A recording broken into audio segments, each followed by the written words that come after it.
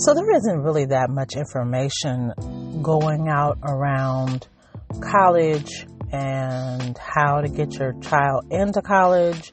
Not that much. There might be some, but I don't want to do any gatekeeping here. I want to make sure that I am helping you or helping you get your child to college. So let's keep on listening, and I'm going to bring you all of the details to help you get your child to college.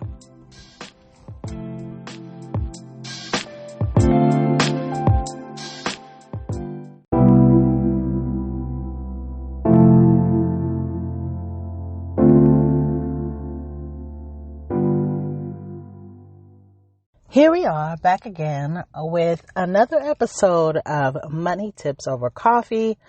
And today I want to talk to you about getting your child to college or getting yourself to college. If you are a child trying to listen to this so that you can get some getting to college tips, or if you are a parent trying to get your kid to college, this is the podcast for you. So thanks for joining us.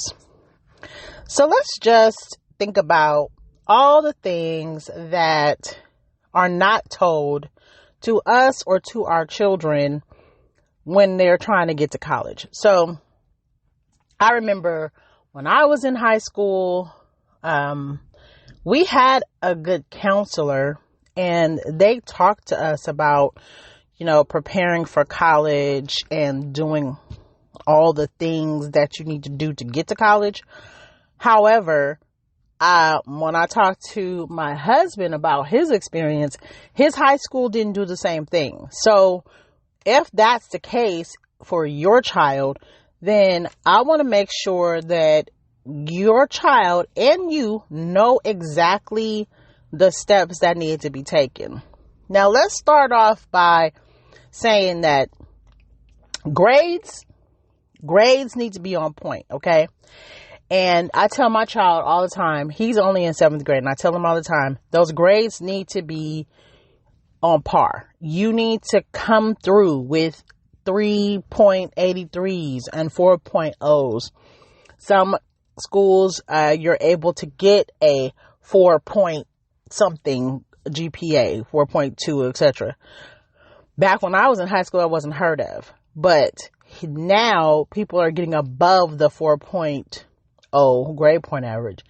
And that is something that is important if you want to go to certain schools, if you want to get certain scholarships, if you are trying to make it to an Ivy League or to one of the prominent colleges, and then you also want a scholarship to go there, or you need more funding, or whatever the case may be, then it is important for you to make sure that your grades are top notch.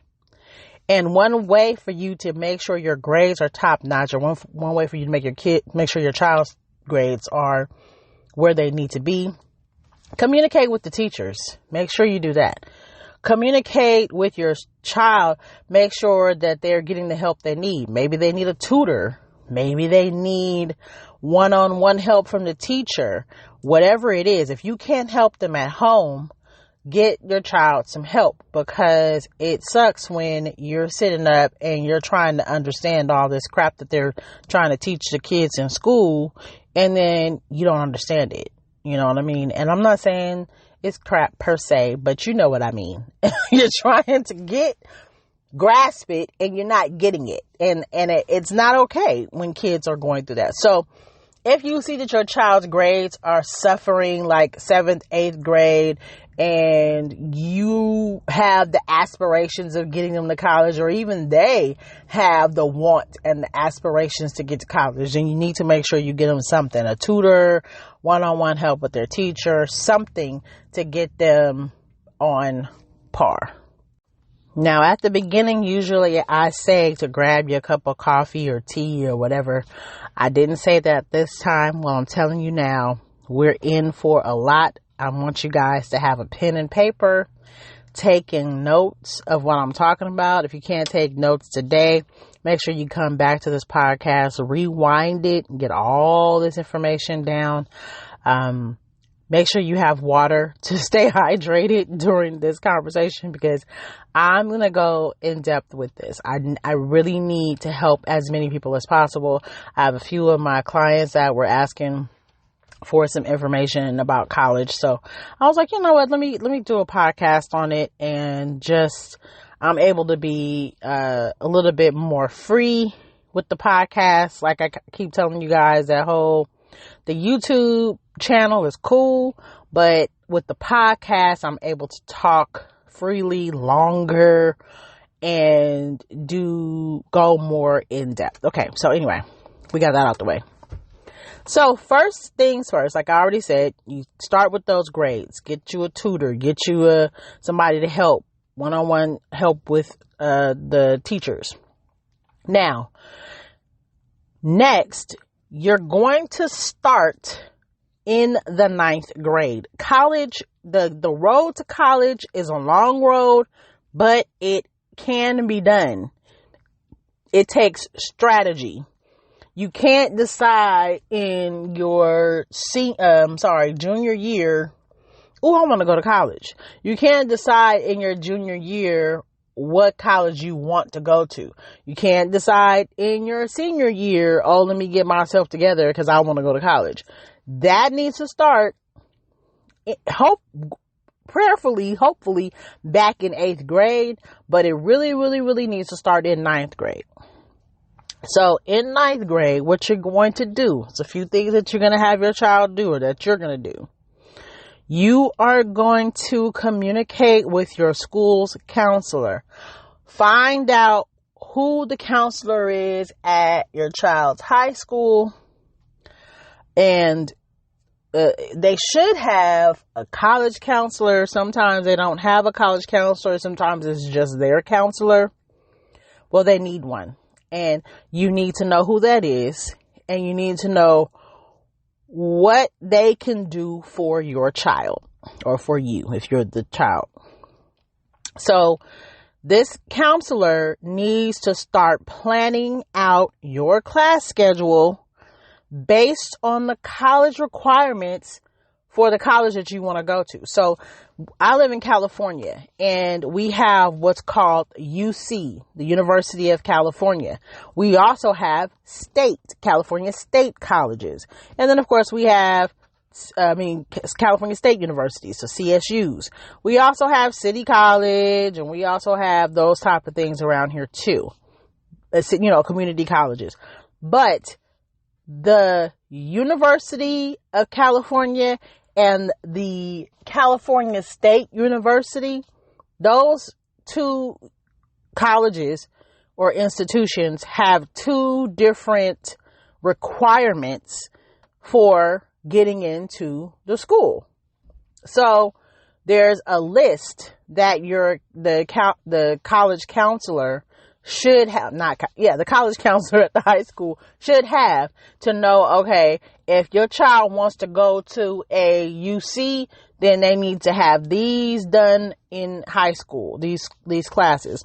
If they want to go to a CSU, a regular, university or whatever, then these classes. So I don't know what your state does that you live in, how the universities are set up, but you need to get that information from the counselor. They should have that. If that counselor does not have that information, take the time yourself to talk to the colleges or universities or whatever that your student wants to go to. So if your son or daughter says they want to go to a HBCU, like a historically black college, or if they say they want to go to the state college in the state that you live in, or if they say they want to go to the community college, whichever one they want to go to, contact that university and start getting information on what the requirements are for them to get into that school. What classes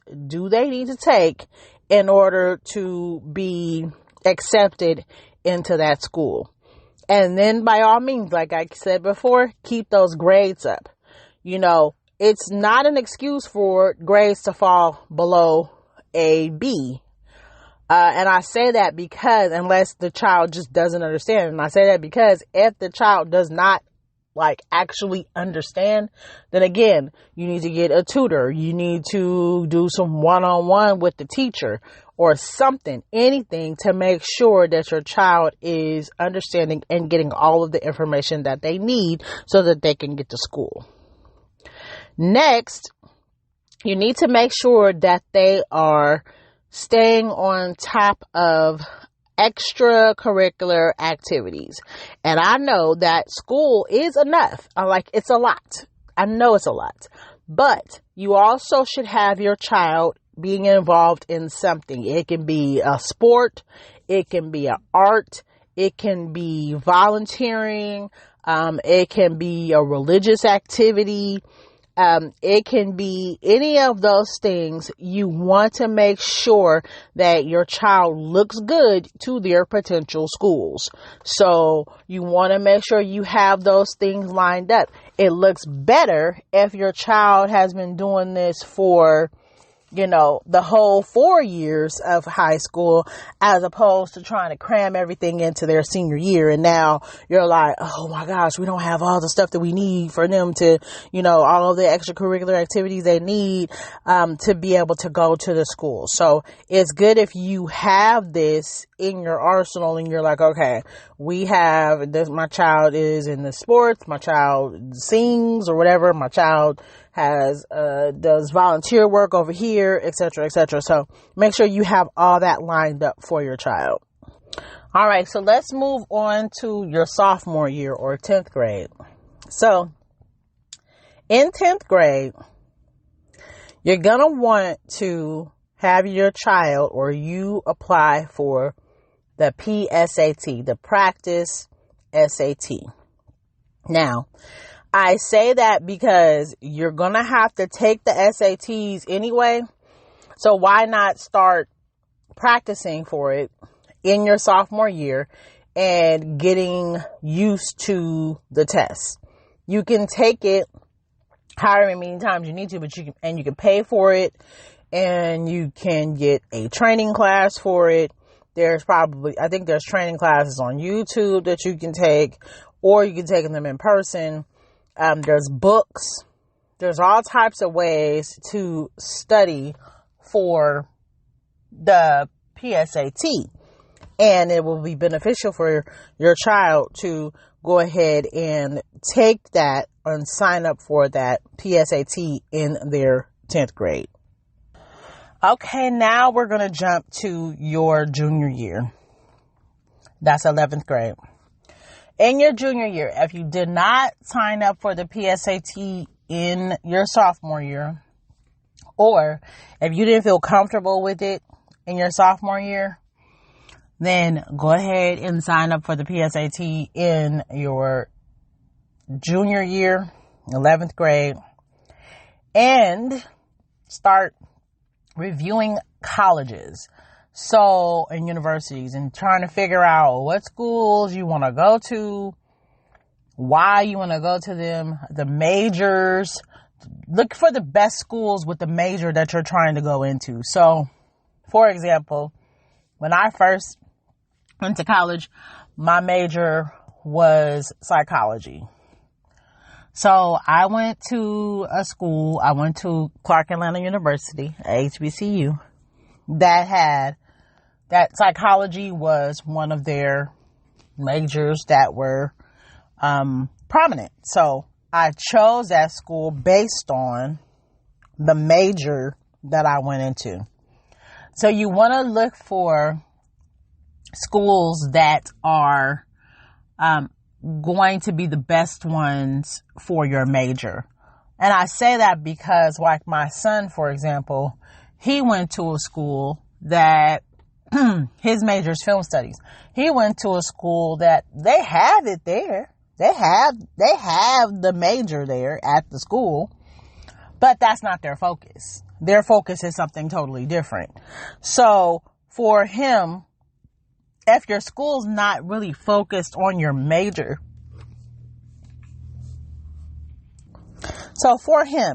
if your school's not really focused on your major, then the focus for you could be thrown off.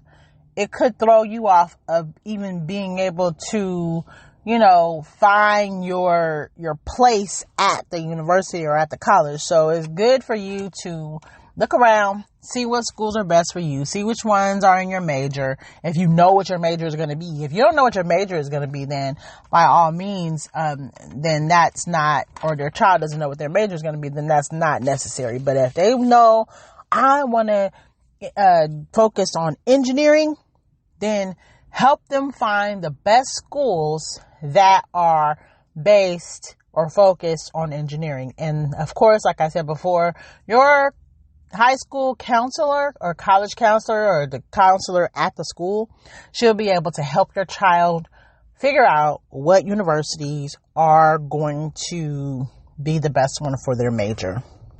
Now, on the flip side, if your child does not even know what they want their major to be, and that's not what if they don't even know? They know they want to go to college, but they don't know what they want to go to college for. So if that's the case, then you should have them take a career test.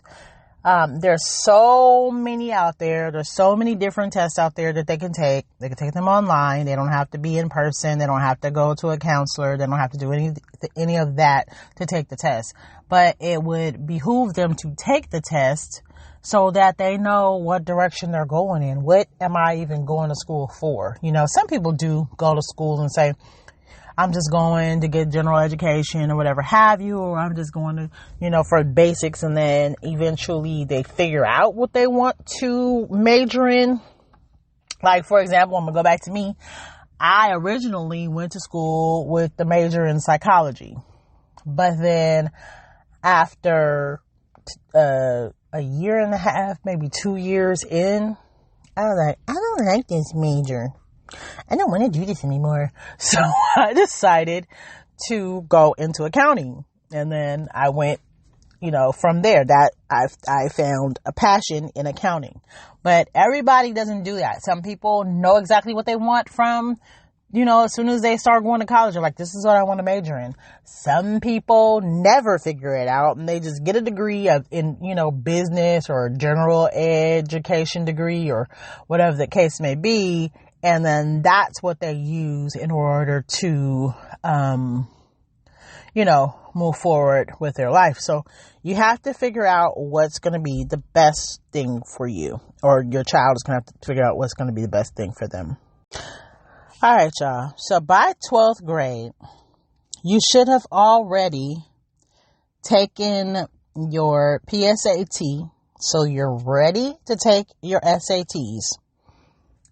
Start taking them in your first semester of your senior year. You need to study like there is no tomorrow. And I say that because, or you need to have them study like there's no tomorrow.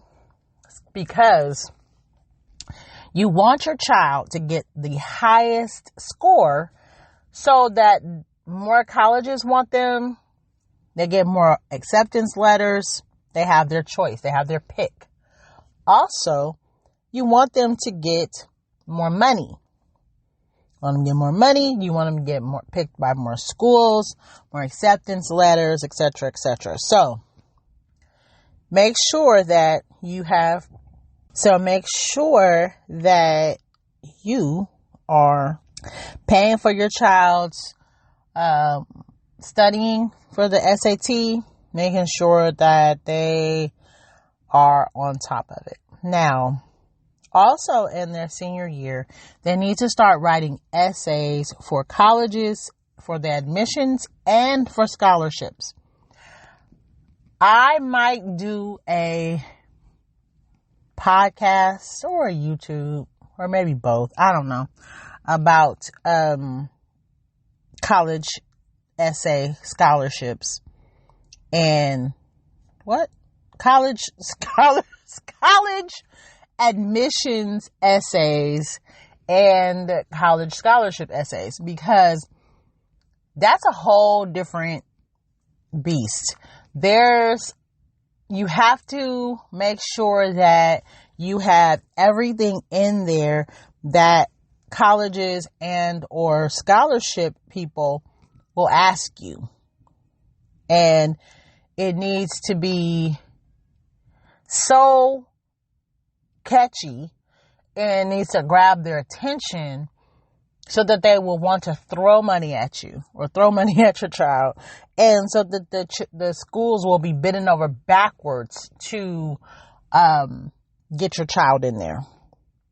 Now, after you have taken the SATs, you've written all of your essays, etc., then you're going to start applying early to different colleges. All the colleges that you guys thought about earlier in your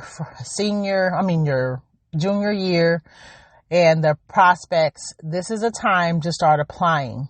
And I do a whole video on YouTube about, I'll put that in the podcast notes. And the whole video is about applying for colleges without paying application fees. All the ways you can do that. So there's many ways. You can go on tours and get a waived application fee. You can contact your high school counselor and get fee waivers from them. You can also look online. Sometimes when you apply online, colleges will waive fees for application fees. So there's many different ways you can waive application fees, but you need to take advantage of that and have your child take advantage of that, because you don't want to pay all these fees. Application fees can run from anywhere from $40 on up to $100 and something, depending on what school you're applying for and, what the school requires. So make sure that you take advantage of not paying any application fees. And then what you want to do is start completing the FAFSA back in October.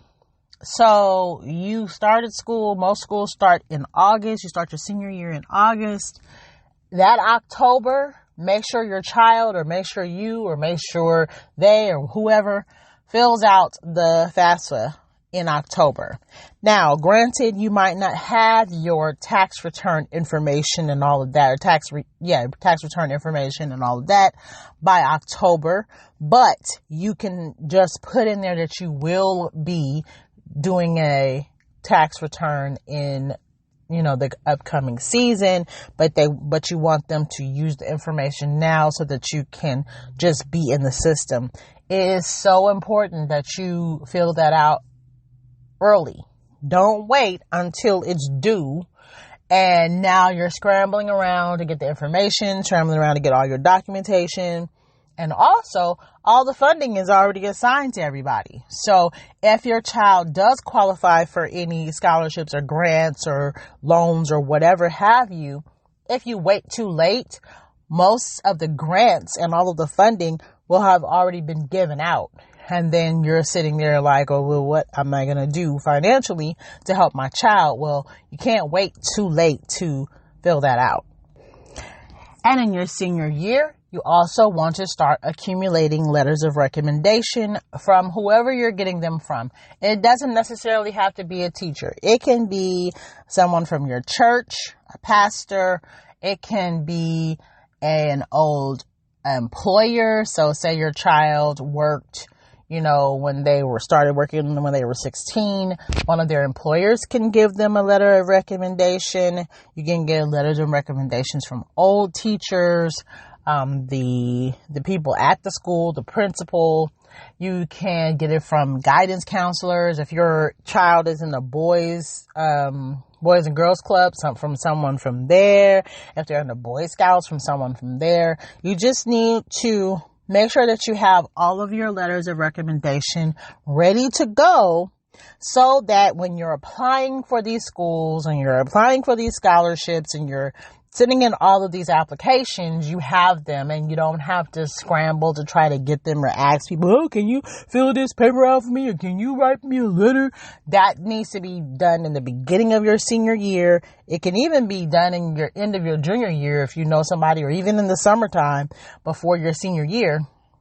Before their senior year, get that letter of recommendation for them and have copies of it ready to go so that when you're filling out these applications, you have the copies of the letters of recommendation that are signed and ready to go. Now, also, let's go on to scholarships and grants. Let me just tell you, applying for scholarships and applying for grants, these are full-time jobs, okay? Full-time jobs. You or your child or both or whoever, you guys need to be applying to at least 3 scholarships or grants per day, because you want to get all the funding that you can. So there's different ways that you can apply. There's FastWeb. You can look there to see if for all the scholarships that are available. There's scholarship.com. There's different places you can go. Like I said, go to the counselor at the school, see if there's any scholarships there. Also, the college that you're planning to go to, they might have scholarships that they're giving out or grants that they're giving out. Look online, see if they have any, apply for them, and make sure that you keep all of your documentation showing that you applied, what date you applied, and so that you have record of that. But like I said, applying for scholarships and grants, that's a full-time job. Like, you cannot sleep on getting those applications in, because if you do, you're going to miss out on something. So, hopefully all of this information has helped you. You have gotten something out of this podcast. I'm here to help you, to get information to you. If you found something useful in this, please leave a comment underneath the podcast, and also share it with someone. Share it with a friend or family member that might need this information. And like I said, I have multiple, about 3 different videos on my YouTube channel, The Financial Spotlight, where you can learn about saving money in college. So how, when your child goes to college, how they can save money and not spend all of their money. I have a video about how to apply for colleges for free. So having free applications, like I just said, fee waivers, etc. And also I have a video about all of the free colleges that are in the United States of America. So every state has decided to let their community colleges be free. So if you have a local community college nearby you and you're thinking, well, maybe my child should start there first and then go to a university later, that might be a good idea, because 9 times out of 10, it is free for them to go to that school.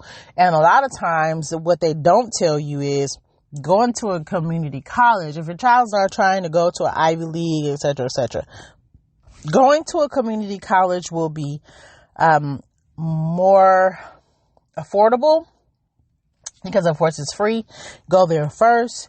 You get your associate's degree. So that means you've done 2 years of college. You get your associate's degree, and then you go to the university or any other school for the next 2 years to get your bachelor's degree.